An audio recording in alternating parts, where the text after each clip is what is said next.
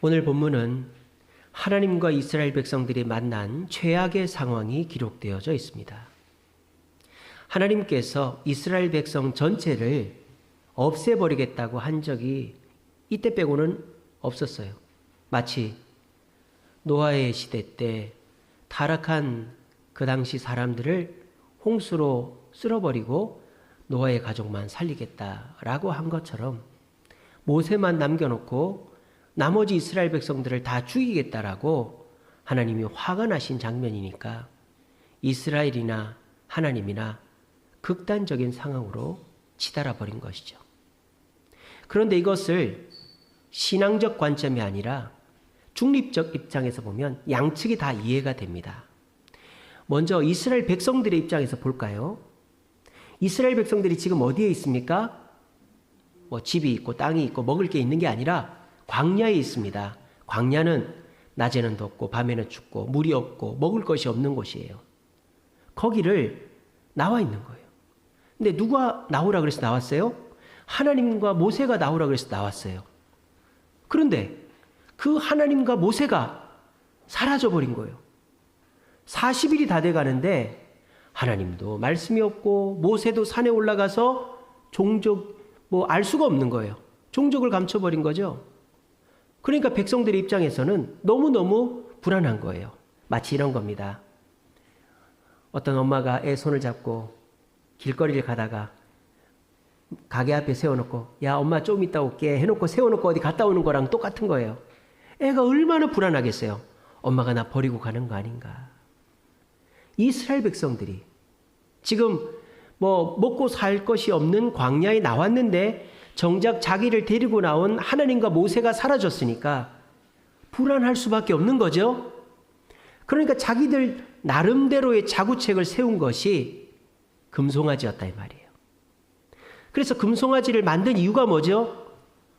자기들이 잘 먹고 잘 살려고 하는 게 아니라 그 금송아지가 하나님이다 생각하고 하나님을 부르려고 금송아지를 만든 거예요. 그것도 자기들의 금귀고리를 다 빼가지고 말입니다. 어떻습니까? 지금까지 제가 말씀드린 백성들의 상황 속에 잘못이 있습니까? 죄가 있습니까? 없습니다. 백성들은 지금 자기들이 생각하는 한도 내에서 하나님을 만나고 이 답답함을 해소하기 위해서 최선을 다한 거예요. 그런데 이 상황을 불같이 화를 내시는 분이 계시다. 그분이 하나님이다. 하나님의 입장을 또 봅시다. 백성들의 입장을 봤고 하나님의 입장을 봅시다. 하나님은 이 백성들을 책임지겠다고 하셨습니다. 그리고 지금까지 책임을 지셨고요. 낮에는 구름 기둥을 덮어서 시원하게 해주시고 밤에는 불 기둥으로 따뜻하게 해주시고 아침에는 만나라는 씨앗으로 먹이시고 저녁에는 메추라기라는 조그마한 참새 같은 새를 흩어서 그걸 구워 먹게 하셨어요. 그리고 때마다 씨마다 반석을 쳐서 물을 내셨죠. 그리고 하나님이 모세를 불러서 지금 산에서 모세랑 대화하고 있습니다. 사라진 것이 아니고. 그리고 모세에게 무슨 얘기를 합니까? 내가 너희들을 어떻게 만날 건지, 내가 너희들에게 어떻게 복을 줄 건지를 모세에게 가르쳐주고 있는 거예요. 그런데 백성들은 하나님이 가르쳐주고 있는 그 방법대로 하는 게 아니라 엉뚱한 방법으로, 이집트의 방법으로 하나님을 찾고 만나려고 하는 거죠. 그러니까 하나님의 입장에서는 이게 뭐지? 이렇게 된 거죠. 내가 불러와서 실컷 먹이고 입혔고 그리고 너희들에게 복을 주려고 지금 준비를 하고 있는데 너희들은 왜 다른 신을 섬기고 있냐 이거예요. 금송아지가 뭡니까? 이집트의 신이거든요. 송아지 신. 이집트의 신을 만들어 섬기고 있으니까 하나님 입장에서도 화가 날 만한 거예요. 자 보세요. 백성들의 입장에서도 살려고 자구책을 세운 것이고 하나님의 입장에서도 화가 날 만하죠. 그리고 양측이 자기의 입장이 분명합니다. 그러면 서로가 충돌만 하지 서로가 화해가 되지 않는단 말이에요. 이럴 때 뭐가 필요하죠? 중재자가 필요한 거예요. 우리나라도 얼마 전에 산불이 났었죠.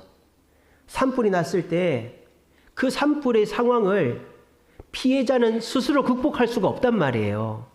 그러니까 어떻게 합니까? 국가에서 재난지역을 선포하고 임시대피소를 만들고 그분들한테 지원을 해주는 거죠. 왜? 스스로 감당이 안 되니까 국가가 중재를 하는 거예요. 우리 코로나도 마찬가지입니다. 지금 정부에서 우리 소상공인 1인당 1,000만 원씩 주겠다 약속을 했잖아요. 그래서 그거를 최대한 빨리 주겠대요. 왜 그렇습니까? 아니 뭐 경기가 약간 나쁘면 스스로 조절하고 하면 되겠지만 이거는 내가 잘못해서도 아니고 나빠도 너무 나쁘잖아요. 이러니까 국가가 중재를 서서 이제 소상공인들에게 1,000만 원씩 주려고 하는 거죠. 지금 러시아하고 우크라이나도 마찬가지죠. 지금 러시아하고 우크라이나가 서로 협의를 하는 것 같지만 사실은 영국이나 프랑스나 터키나 이런 나라들이 중재를 서서 이제 서로가 화해를 하게끔 자리를 만들어주고 있는 거죠. 서로가 의견이 팽팽할 때는 중재자가 필요합니다. 그런데 요즘에 믿을 만한 중재자가 없다라는 것이죠. 오늘 이 금송아지 사건에서 2명의 중재자가 나와요. 2명의 중재자. 첫 번째는 아론입니다. 모세의 형 아론. 두 번째는 모세이지요. 아론이 어떻게 중재를 합니까? 백성들이 아론에게 우리가 어떻게 할지 모르겠다고 하니까 금송아지를 만들어준 사람이 아론이에요. 그래서 백성들이 좋아했어요. 근데 그 결과는 어떻게 됐죠? 하나님이 화를 내셨다 이 말이에요. 결과적으로 아론의 중재는 헛것이었다. 모세의 중재는 어땠습니까? 모세는 백성들을 모아놓고 책망을 했습니다. 왜 하나님이 아닌 금송아지를 섬기냐? 그런데 모세는 책임을 집니다. 하나님으로부터 백성을 용서하는 그 용서를 이끌어온 겁니다. 여러분 누가 진짜 중재자입니까? 모세입니까? 아론입니까? 예, 모세죠. 우리에게 모세와 같은 중재자가 있어야 되는 거예요. 가정에서도 부부간에 다툴 수 있죠. 왜 안 싸우겠어요? 근데 남편도 남편 나름대로 이유가 있어요. 밖에서 열심히 일하고 와서 힘들다. 아내도 아내 나름대로 이유가 있어요. 나도 집에서 힘들고 한데 당신이 들어와서 좀 도와주면 안 돼? 이럴 수 있겠죠. 그런데 그 둘 사이가 너무 팽팽하게 싸우면 결국 갈라서는 거예요. 이때 누가 필요한 거예요? 금쪽 같은 내 새끼 오은영 박사가 필요한 거죠. 중재자가 필요한 거예요. 부모 자식지간에 싸울 때도 마찬가지입니다. 자식은 자식 나름대로 불만이 있고 부모는 부모 나름대로 불만이 있어요. 이럴 때 고모가 필요하고 삼촌이 필요하고 할아버지 할머니가 필요한 거 아니겠어요? 이처럼 이 갈등이 극에 달해 있고 서로가 예민해져 있는 상황 속에서는 중재자가 필요해요. 근데 요즘 사람들이 중재자를 찾지 않습니다. 말을 안 한다 이 말이에요. 너 괜찮아? 요즘 어려운 거 없어? 그러면 하는 말이 괜찮아. 나 잘 지내. 그래서 뉴스를 보니까 코로나 이후에 사람과의 관계가 끊어졌다. 고립도가 심해졌다라고 말하는 사람이 늘었어요. 그래서 외출도 안 하고 사람을 안 만나니까 우리나라 남성 인구의 48.6%가 비만이랍니다. 그래서 비만율도 높아지고 말이죠. 그리고 예전에는 사람을 믿습니까? 라고 물어보면 65%가 예, 사람을 믿습니다라고 그랬대요.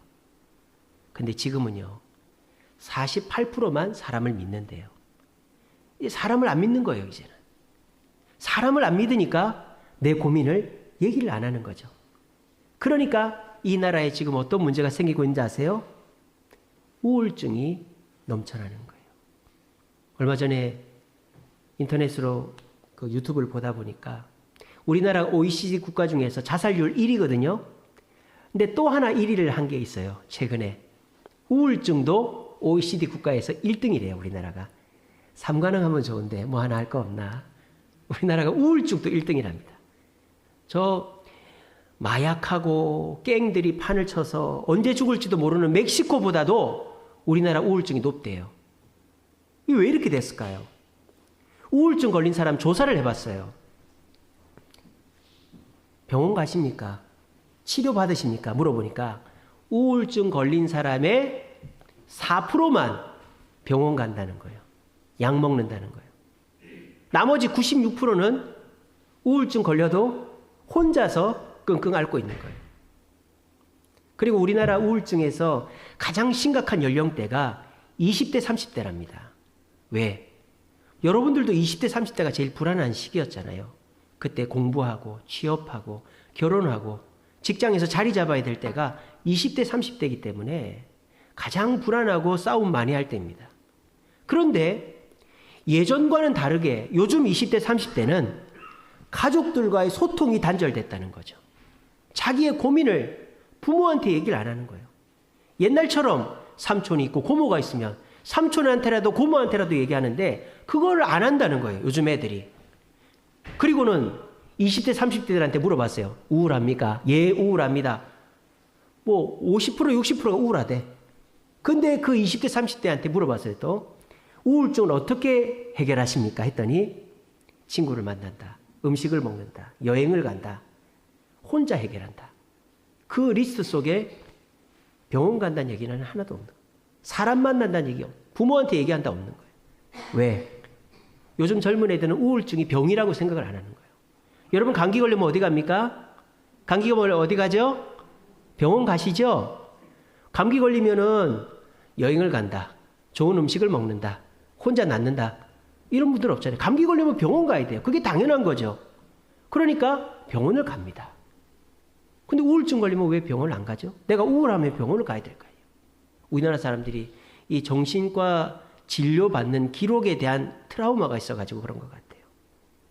근데요, 우리나라만큼이나 사회가 불안하고 문제가 많고 빈부격차가 심한 데가 미국입니다.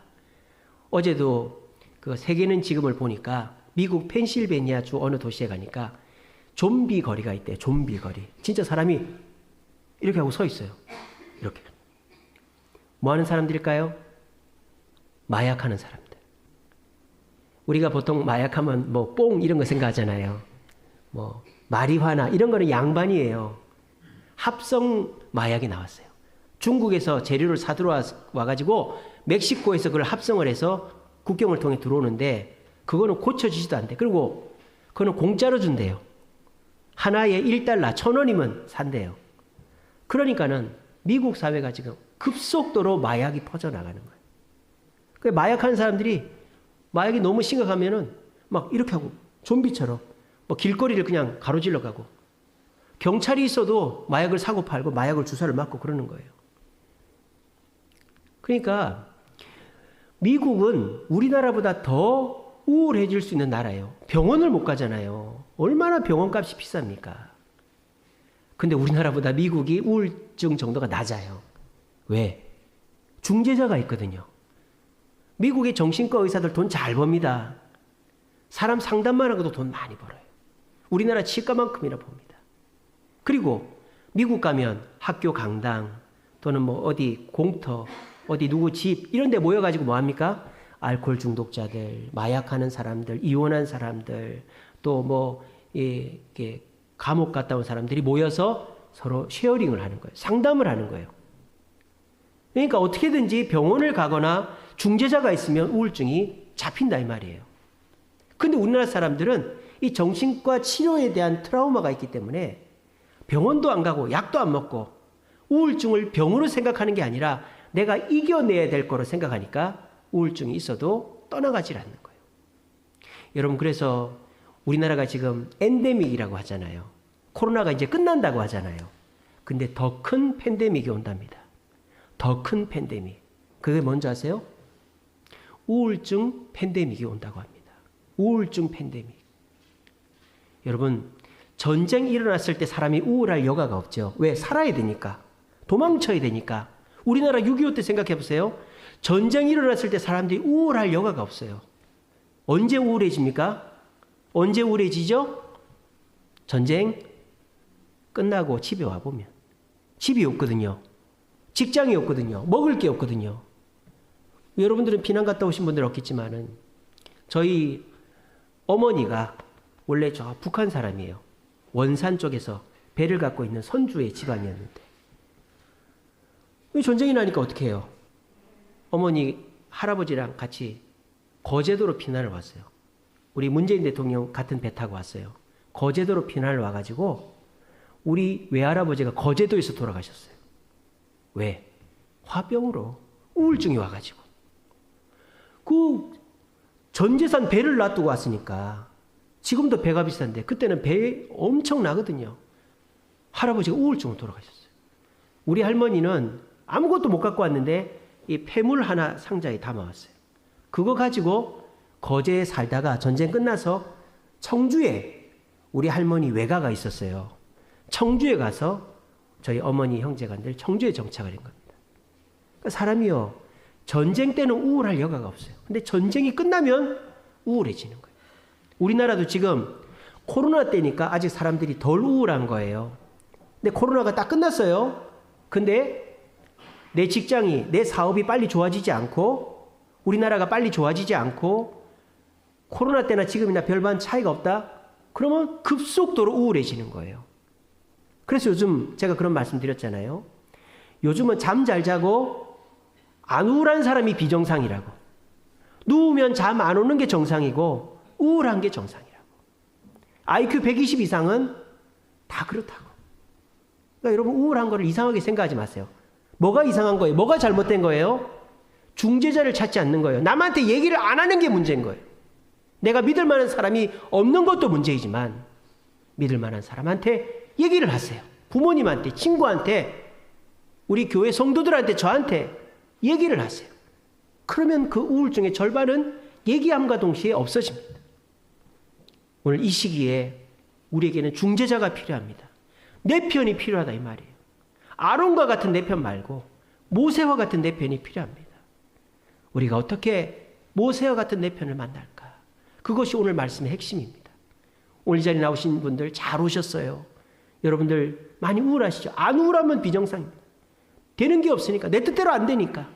그런데요, 앞으로 이런 일이 더 생기면 더 생겼지 덜 하지는 않을 거예요. 그럼 어떻게 해야 됩니까? 이런 상황 속에서도 헤쳐나가는 법을 배우면 되겠죠.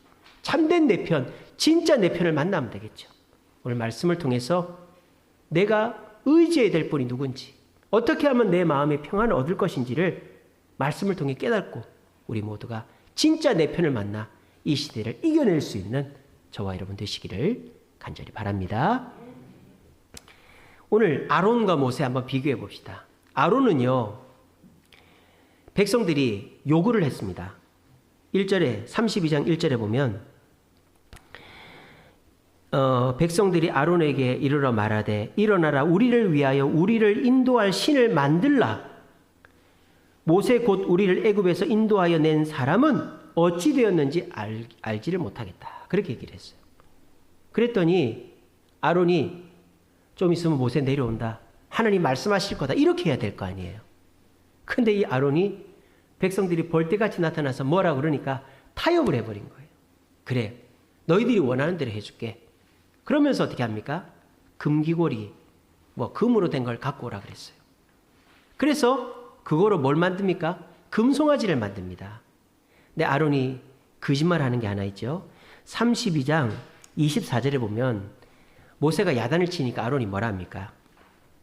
금이 있는 자는 빼라 한즉 그들이 그것을 내게 가져왔기로 내가 불에 던졌더니 송아지가 나왔다. 이렇게 얘기했어요. 근데 그 앞에 보면 뭐라고 되어 있느냐? 4절에 보시면 아론이 그들의 손에서 금고리를 받아 부어 조각칼로 새겨 만들었다 그랬어요. 이게 거짓말한 거죠. 이것 때문에 이스라엘 백성들 3,000명이 죽는 거예요. 그래서 이 아론은 금송아지를 직접 만들었어요. 왜? 자기 머릿속에 신은 금송아지 신이거든요. 아마도 이 아론이 하나님을 만나기 전까지 이집트에서 섬겼던 신이 송아지 신이었던 것 같아요. 그래서 자기 머릿속에 있는 신은, 형상이 있는 신은 송아지니까 그 금송아지 신을 직접 깎아 만든 거예요. 기도하지 않고. 자, 그렇게 해서 하나님이 화가 났죠. 그리고 모세가 와서 야단을 치니까 아론이 어떻게 해야 됩니까? 모세, 내가 잘못했어. 백성들이 워낙 뭐라고 하니까 내가 생각 없이 했습니다. 용서해 주시오. 모세가 자기 동생 아닙니까? 그러면 돼요. 그러면 용서가 됩니다. 근데 아론이 어떻게 합니까? 책임을 떠넘깁니다. 22절 보세요. 아론이 이르되 내 주여 노하지 마소서. 이 백성의 악함을 당신이 아나이다. 백성들 탓을 하는 거예요. 그리고 거짓말을 하는 거죠. 백성들이 금기구를 갖고 왔길래 내가 불 속에 던지니까 그게 송아지가 됐던데 이게 말입니까 방구입니까? 이게 말도 안 되는 얘기잖아요. 사람이 급하면 말도 안 되는 얘기를 하게 돼 있는 거예요. 그래서 어떻게 됩니까? 이스라엘 백성들 3,000명이 그날 죽는 거예요. 마치 이런 거죠. 아담이 하와가 준 선악과를 먹었어요. 그때 하나님 나타나서 아담 너 나와의 약속을 왜 어겼니? 라고 했을 때 아담이 어떻게 되죠? 아이고 하나님 잘못했습니다. 제가 이걸 먹었네. 용서했어요. 이러면 우리 지옥 안 갑니다. 우리 안 죽습니다. 근데 아담이 뭐라 그랬다고요? 간도 크게. 당신이 만들어준 여자가 먹으라 해서 먹었는데요. 이게 누구 탓하는 거예요? 하와 탓을 넘어가지고 하나님 탓을 하는 거죠. 하나님이 만들어준 여자가 먹으라 해서 먹었습니다. 그래서 우리는 아담의 죄를 갖고 태어나 지옥 가게 된 거예요. 근데 예수님이 오셔서 천국의 길이 열린 거죠. 아론의 중재를 보십시오. 아론은 백성들과 타협했습니다. 기도하지 않고 자기 머릿속에 있는 생각으로 송아지를 만들었더니 하나님이 화를 내는데 자기가 책임질 생각은 안 하고 책임을 백성들에게 전가해서 오히려 자기는 안 죽고 백성들 3,000명이 죽은 거예요. 이것이 잘못된 중재자를 만난 결과다라는 거예요. 그런데 모세의 중재를 봅시다. 모세는 제일 먼저 하는 게 뭡니까? 기도입니다. 기도. 오늘 9절에 보세요. 32장 9절에 보면 하나님이 화가 났어요. 금송아지를 저놈들이 만들었다. 그때 모세가 뭐라 합니까? 여호와께서 모세에게 이르되 내가 이 백성을 보니 목이 뻣뻣하다. 그런즉 너만 놔두고 다 죽여버리고 너로 큰 나라를 만들겠다. 하나님이 이렇게 말씀하셨습니다.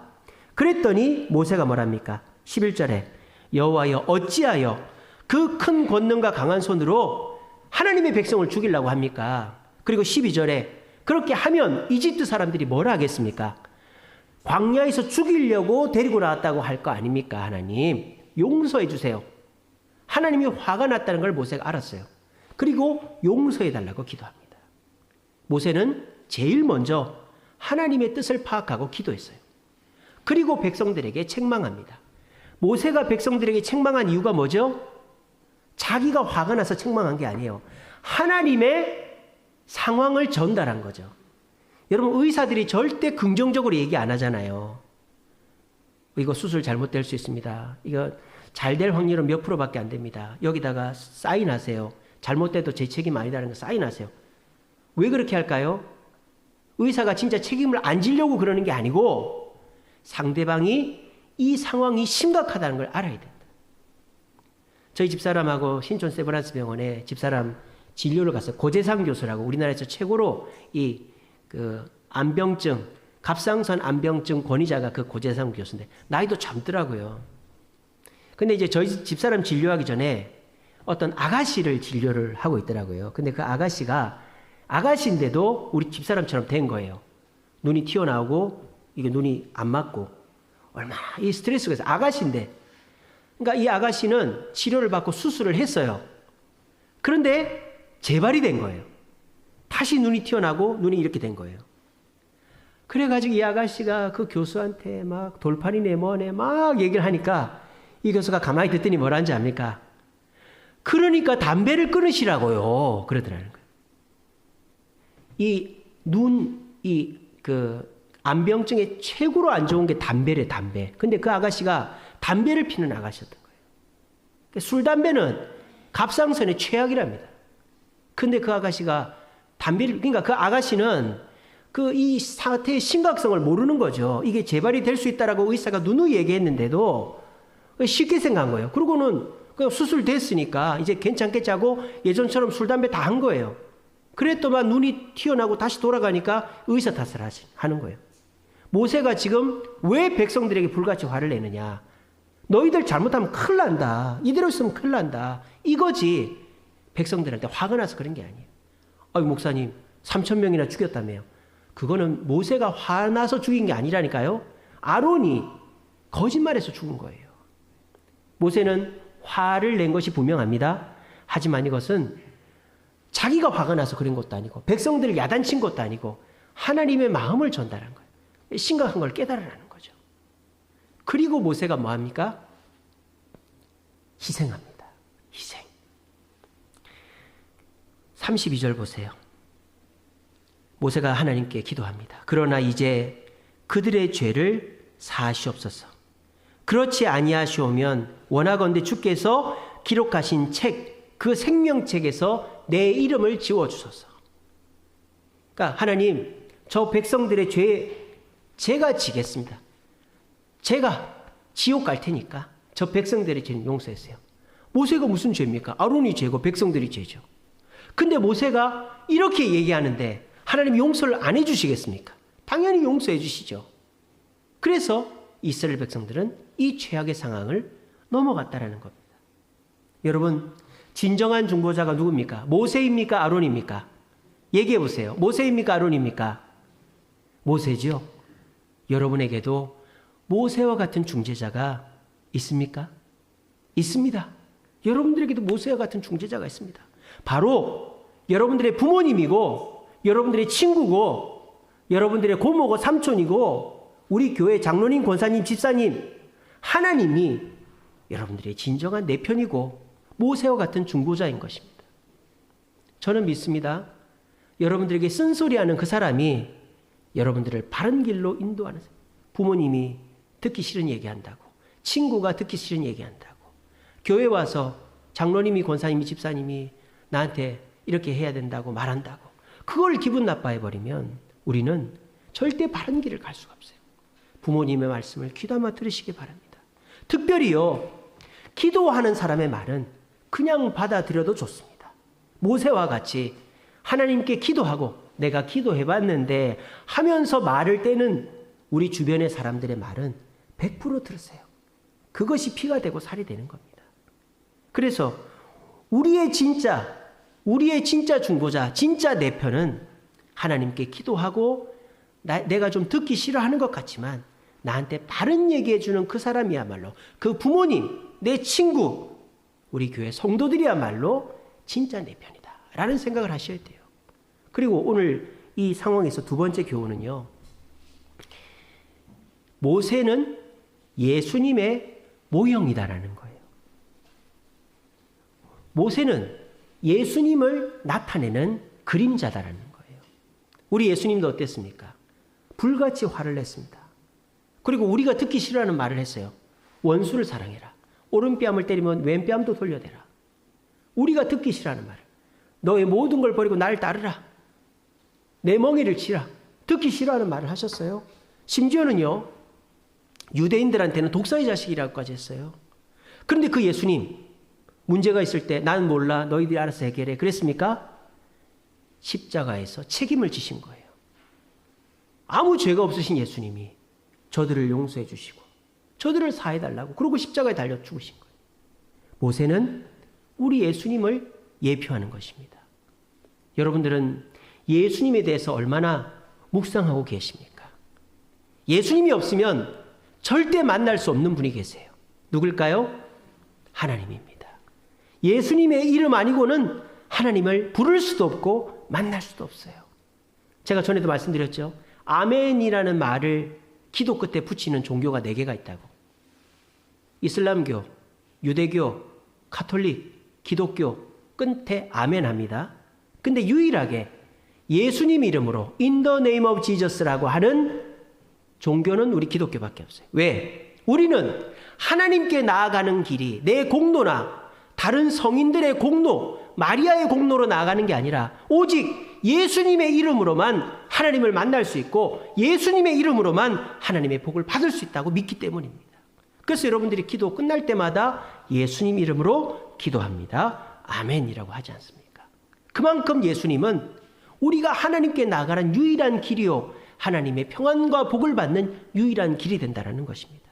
그러므로 저와 여러분들이 예수님이 내 문제 해결의 길이다, 나는 예수님을 불러야 된다, 예수님을 만나야 된다 라는 절박한 마음을 갖고 있으면 그 예수님께서 저와 여러분들을 하나님께 연결시켜 주셔서 평안도 주시고 우리의 문제도 해결해 주시는 중재자의 역할을 해 주실 줄로 믿으시기를 바랍니다. 그리고 또 중요한 게 뭐죠? 부모는요, 나를 닮은 자식을 좋아해요. 저도 자식이 4명이나 있습니다마는 우리 큰애 다한이는 저를 닮아서 글을 잘 써요. 그래서 시도 잘 쓰고 글을 잘 써서 아, 이놈이 참 글을 잘 쓰는구나. 그래서 제가 흐뭇합니다. 우리 큰애를 보면. 물론 나머지는 제가 말 안 하겠습니다. 뭐 보기 싫은 게 많지만 저 닮은 게 그거다 이 말이에요.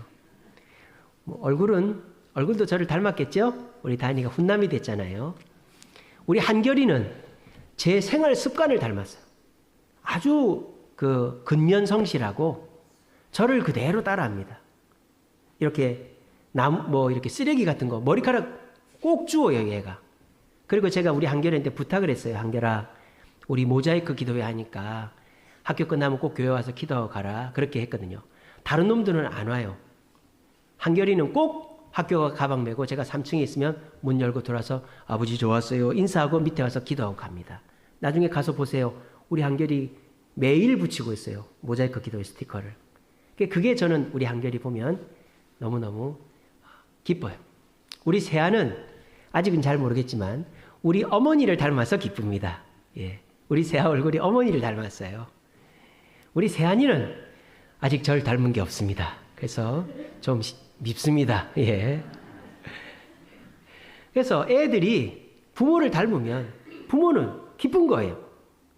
우리가 예수님을 닮는 게 뭘까요? 우리 예수님은 이 땅에 왜 오셨죠? 하나님과 우리 사이를 연결시켜주기 위해 오셨다 이 말이에요. 중재자가 되기 위해 오셨다라는 거죠. 우리도 어려움을 겪고 있고 혼자서 해결할 수 없는 그런 사람들을 도와주는 중재자의 역할을 할 때 하나님이 기뻐하시고 흐뭇해 하신단 말이에요. 오늘 이 자리에 계신 분들 중에서도 제가 알고 있습니다. 남들 모르게 남을 도와주고 남을 화해시키고 어려움을 해결해 주려고 노력하시는 우리 성도님들 제가 알고 있습니다. 여러분 때로는 힘드시죠? 내가 꼭 이렇게까지 해야 되나? 내 잘못도 아닌데 내가 교회를 위해서 이렇게까지 고생해야 되나? 내가 저 사람 전도하려고 이렇게까지 고생해야 되나? 내가 저 사람 달래주려고 이렇게까지 고생해야 되나? 얼마나 힘들지 제가 잘 압니다. 하지만 하늘에서 우리 주님께서 흐뭇하게 제가 우리 아이들 보면서 흐뭇하게 생각하는 것처럼 웃고 계실 줄로 믿고 내가 우리 예수님처럼 힘들어하는 사람 스스로 힘으로는 그 구렁텅이에서 빠져나오지 못하는 사람을 인도하는 그것이 우리 주님이 기뻐하시고 또 나에게 복을 주시는 길인 줄로 믿으시고 우리 모두 우리 주변에 믿을 사람이 없어서 이제 우리 국민의 50%도 안 되는 사람이 사람 못 믿겠다고 하는데 이런 시대에 여러분들만큼은 믿을 만한 사람 되어서 우리 주변을 좀 더 행복하게 하고 주님을 하나님을 만나서 평안과 문제를 해결하게 할 수 있는 저와 여러분들 되시기를 간절히 바랍니다. 말씀을 맺겠습니다. 에베소서 2장 14절 말씀에 예수님은 우리의 평화다. 우리와 하나님 사이에 막힌 담을 허셨다라는 말씀이 있어요. 여러분 요즘 외나무 다리가 너무 많은 것 같아. 심지어는 부모 자식 시간에도 형제 시간에도 외나무 다리가 생겨가지고 20대들은 집에 가서도 자기 고민을 얘기하지 않아 우울증에 빠지는 거예요. 이런 시대에 우리가 의지해야 될 분은 하나님이다. 예수님이다라는 것이죠. 제가 지난 주간에 유튜브로 CBS에서 하는 내가 매일 기쁘게라는 간증 프로그램을 하나 본 게 있어요. 오늘 그거 말씀드리고 이제 설교를 마치겠습니다. 에스더 권 선교사님이라는 분이 계세요. 에스더 권. 멕시코 선교사님인데 52살입니다. 여자 선교사님이에요. 근데 이분이 남편이 치과 의사예요. 그리고 그 딸이 의대생이에요. 잘 사는 사람이죠. 근데 갑자기 이분이 선교사가 된 거예요. 그래서 멕시코에 마약을 하는 사람이 넘쳐난답니다. 그러면 마약하는 사람들이 애를 낳으면 이 생계가 안 되니까 애를 버려버린대요.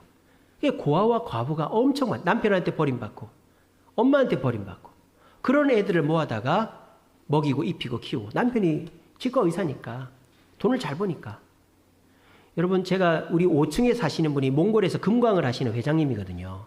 그분하고 얘기를 해보니까 몽골에서 최고로 잘 사는 한인 중에 한 분이 누군지 아세요? 치과 의사랍니다. 외국을 나가면 나갈수록 치과 병원 가기도 힘들고 그게 실력이 없다는 거죠. 근데 몽골에서도 그 치과 의사 그분이 임플란트 최고로 잘한대요. 멕시코도 마찬가지죠. 거기 한인들은 다 누구한테 오겠어요? 그 선교사님 남편한테 와서 치과 치료 받는 거죠. 그러니까 잘 사는 사람이에요. 근데 갑자기 이분이 선교사가 된 거예요. 국적도 포기했어요. 한국 국적을 포기하고 멕시코 사람이 됐습니다. 어떻게 해서 그렇게 된 줄 아세요? 이분이 예수님을 만났기 때문에. 이분의 원래 집안은 개판이었어요. 아버지가 알코올 중독자였어요. 그것도 보통 알코올 중독자가 아니에요. 평소에는 그렇게 그런 천사가 없답니다. 그런데 이분이 술을 딱 먹고 오잖아요. 그러면 식구들을, 그러니까 엄마 있고 아들 둘, 딸 하나, 그 딸이 에스더 권성교사님이에요. 방에 가둬놓는데요. 그리고 연탄불을 피우고 죽으라고. 연탄가스 먹고. 제 말이 거짓말 같습니까? 그 유튜브에 찾아보세요. 에스더 권성교사 간증 참 나옵니다. 방에 연탄불을 피워놓고 죽으라고 하는 거예요. 그럼 오빠들은 연탄불 먹고 쓰러진답니다. 그러면 이 에스더 권성교사는 안 죽으려고 엄마 치마폭에 들어가가지고 엄마 나 죽기 싫어. 그러다가 죽기 직전에 아빠가 문 열어줘. 그리고 아빠가 술만 먹고 동네가 싸운대요. 집에 들어오는 게 싸운대요. 싸울 때 어떻게 하는 줄 아세요? 술병을 깨가지고 그 유리를 입으로 씹는데요. 씹으면 어떻게 될까요? 입술이 터지는 거예요. 왜 그렇게 할까요? 상대방 기선을 잡으려고. 피를, 그러면 상대 움찔을 하잖아요. 그리고 뒤에 사시미 칼을 차고 다닌대요. 찌르려고. 그러면 누가 나오겠어요? 아내가 나오는 거죠. 그럼 그 칼을 누가 맞겠어요? 아내가 맞는 거예요. 그래서 그 엄마 몸에, 온몸에 칼자국이 나요. 그리고 엄마는 머리채를 잡혀가지고 집에 옵니다. 또 때리는 거예요. 그러면 또 칼을 누가 맞느냐? 둘째 아들이 맞는다. 둘째 아들이. 그래서 그 에스더 권성교사님이 제일 좋아하는 오빠가 둘째 아들이에요. 둘째 아들이 칼을 맞는 거예요. 그 어떻게 됐을까요? 그 아빠 자살했어요. 우울증으로 산에 올라가서 목매 자살했대요. 야, 이제 다 끝났죠, 그죠? 동네 사람들이 축하를 했답니다. 아이고, 애기 엄마 축하해. 이제는 좀 편하게 살겠네. 이제 숨 좀 쉬겠네. 그게 아니었던 거예요. 오빠 둘이가 다 자살했어요. 왜? 우울증 때문에. 여러분, 집안의 우울증은 전염이 됩니다. 집안에 무슨 문제가 있다? 미워하면 안 돼요. 집안에 누가 술 먹는데 우리 아빠 미워, 우리 할아버지 미워.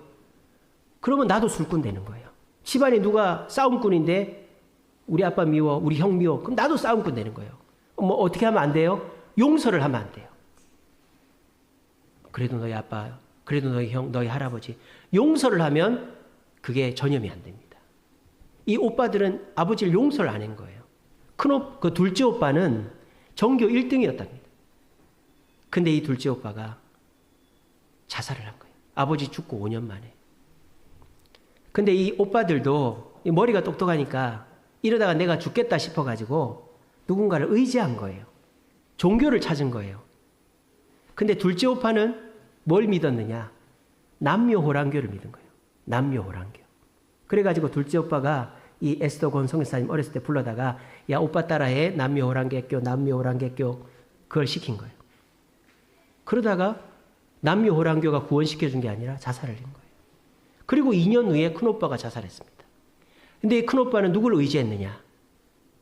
부처님을 의지한 거예요. 그러면서 한강다리에서 뛰어내려 죽었어요. 그러면서 큰오빠가 에스더 권성교사님한테 뭘 한 줄 알아요? 야, 나는 독수리가 될 거야. 여러분, 윤회가 그렇게 무서운 겁니다. 윤회를 믿는 사람은 목숨을 가볍게 생각해요. 죽고 태어나면 되지. 그래, 그 오빠가 불교에 심취해가지고 나 죽어서 독수리가 돼서 내 동생한테 갈 거야. 그리고 한강에서 뛰어내려 죽어버린 거예요. 근데 그 집안에서 유일하게 예수님을 믿는 사람이 있었어요. 누굴까요? 아니에요. 엄마였어요. 엄마. 그 엄마가, 그 칼 맞고 매 맞던 엄마가 예수를 믿은 거예요. 근데 이 에스더 권성교사는 대학 나오고 결혼해도 교회는 다녀도 예수를 안 믿은 거예요. 왜? 아버지가 너무 미워가지고 용서가 안 되니까. 그리고 아버지를 용서하는 엄마도 이해가 안 되는 거예요. 둘째 오빠만 자꾸 생각이 나는 거예요. 그러니까 에스더건 선교사님이 어떻게 하려고 그랬을까요? 자꾸 뭐 하려고 그랬을까요? 자살하려고. 몇 번을 자살 시도를 했다. 그런데 남편 잘 만나서 의사 부인이 된 거예요. 그래도 우울증이 떠나질 않았던 거예요. 하루는 죽으려고 자기 혼자서 목을 숨을 끊으려고 그랬대. 이렇게 진짜 정신이 몽롱할 정도로 목을 졸랐는데 그때 머릿속에 음성이 하나 들려왔대요. 자기 엄마의 기도 소리였답니다. 하나님, 우리 큰아들, 둘째 아들은 허망하게 저 세상 갔는데 우리 막내딸은 그렇게 되지 않게 해주세요. 그 기도 소리가 들려오더래요. 그래서 정신을 차리고 이제는 더 이상 자살하지 않고 하나님을 믿어야 되겠다. 그래서 이분이 선교사가 돼가지고 남편도 설득시키고 그래서 온 가족이 멕시코에서 선교를 하고 있다고 그 간증을 들었어요. 여러분 보세요. 그 가정은 최악의 상황이었습니다. 아버지가 그렇게 술을 먹고 난폭하게 하는데 그거 한편으로 이해도 되죠. 얼마나 힘이 들면 그렇게 했겠어요. 근데 그거를 가족들이 이해하지 못하고 그냥 서로가 서로 입장만 있으니까 누가 중재해 줄 사람이 없는 거예요. 그러니까 아버지도 누가 뭐 중재를 해줬으면 술을 끊었으면 됐는데 아버지가 그게 안 된 거죠. 그래서 아버지도 결국 자살을 한 거예요. 그리고 그 둘째 오빠, 첫째 오빠는 중재자를 잘 만나야 되는데 남녀 호랑교, 불교를 만나가지고 자살을 한 거예요. 그런데 그 엄마가 예수를 믿고 자기 딸을 주님께 인도하니까 그 둘만 안 죽은 거예요. 그리고 지금 정상적인 삶을 살고 자기처럼 힘들어하는 사람의 희망이 중재자가 되어주고 있는 것입니다. 어떻습니까? 오늘 설교랑 딱 맞아떨어지지 않습니까? 우리에게도 중재자가 필요합니다. 지금 이 최악의 상황에서 그럼 나보고 어떡하라고 이런 상황 아닙니까? 이럴 때 우리에게 중재자가 필요한데 여러분들은 중재자를 요청하지도 않고 있죠? 내 얘기를 얘기도 안 하죠. 그럼 우울증에 빠지는 거예요. 그런데 여러분들이 내가 중재자가 필요하다, 나는 도움이 필요하다라는 마음으로 예수님께 나와 기도하면 그 예수님은 여러분들을 하나님께로 인도해서 마음의 평안과 삶의 문제를 해결하게 해 주실 것입니다. 그러므로 오늘 이 자리에 나오신 여러분들은 너무너무 잘 나오셨다는 거죠. 그래서 저는 믿습니다. 예수님을 만나는 유일한 길은 기도입니다. 여러분 아침에 말씀 묵상 보내드리면 꼭 기도하세요. 교회에 오셔서 모자이크 기도회 하세요. 우리 4월달부터 새벽 기도도 합니다. 기도하러 나오세요. 기도하면 주님 만날 수 있고요. 기도하면 근심 걱정이라는 돌뿌리가 빠져나가고 믿음이라는 비료가 심겨져서 우리 속에서 희망이 자라는 거예요. 그럼 우리는 떼약볕과 같은 태풍과 같은 자연재해 속에서도 열매를 맺을 수 있는 겁니다. 우리 모두 시대 탓만 하지 말고 남 탓만 하지 말고 우울증으로 그냥 가만히 계시지만 말고 진짜 내 편 예수님을 만남으로 그 예수님과 함께 소망을 얻고 참된 문제 해결과 평안의 길을 가는 저와 여러분들 되시기를 간절히 바랍니다.